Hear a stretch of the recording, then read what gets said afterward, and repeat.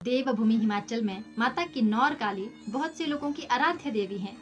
इनका मंदिर सुकेत रियासत के बंथल गांव या हिमाचल मंडी की तहसील नेहरी के गांव बंथल में स्थित है। माता रानी के मंदिर में उनके साथ मां नवदुर्गा और उनकी 5 अन्य बहनें भी विराजमान हैं। यहाँ पर उनका रथ और छत्र भी विद्यमान है। देवी माता की स्थापना इस स्थान पर एक किन्नौरी महिला के द्वारा लगभग 100 वर्ष पूर्व की गई थी। वो किन्नौरी महिला किन्नौरी उत्पादों का व्यापार करने सुकेत आया करती थी। उसके पास अपनी आराध्य देवी का एक अष्ट धातु का मेहरा और एक मूर्ति भी थी। उसके पास कुछ ऐसी सिद्धियां थी जिसका प्रयोग वो दीन दुखियारे लोगों के कष्टों का निवारण करने के लिए किया करती थी। सुकेत रियासत के बंथल गांव में जब वो आई तो उसके कार्य को देखकर स्वर्गीय श्री जैंथुराम जी, जो कि बंथल गांव के रहने वाले थे, बहुत प्रभावित हुए और उन्होंने उसे अपने घर में स्थान दिया, अपनी धर्म की बहन बनाया और उसकी आराध्य देवी को भी अपने अधिकार क्षेत्र में कुछ स्थान या खुंडा प्रदान किया और वहीं पर उस महिला के द्वारा अपनी आराध्य देवी की स्थापना की गई। धीरे धीरे कई दीन दुखियारे लोग उस महिला के पास आते और वो महिला अपनी आराध्य देवी की कृपा से उन लोगों की समस्याओं का समाधान करती, उनके कष्टों का निवारण करती।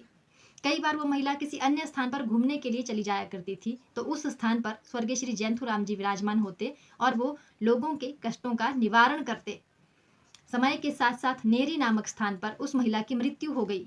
कुछ समय के बाद स्वर्गीय श्री जैंथुराम जी की भी मृत्यु हो गई।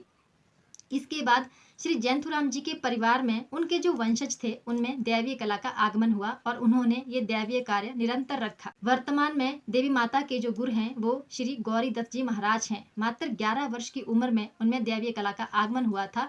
तब से लेकर आज तक जब भी वो माता रानी का आवाहन करते हैं तो वो उनमें छाया के रूप में प्रकट होती है। इसके पश्चात देवी माता ने ये इच्छा प्रकट करी कि यदि बंथल में उनके लिए मंदिर का निर्माण करवाया जाएगा, उन्हें वहां पर स्थापित किया जाएगा, तो वो वहां पर प्रत्यक्ष रूप में प्रतिपल विराजमान रहेंगी। 2005 में माता रानी के लिए मंदिर का निर्माण करवाया गया और वहां पर उन्हें स्थापित किया गया।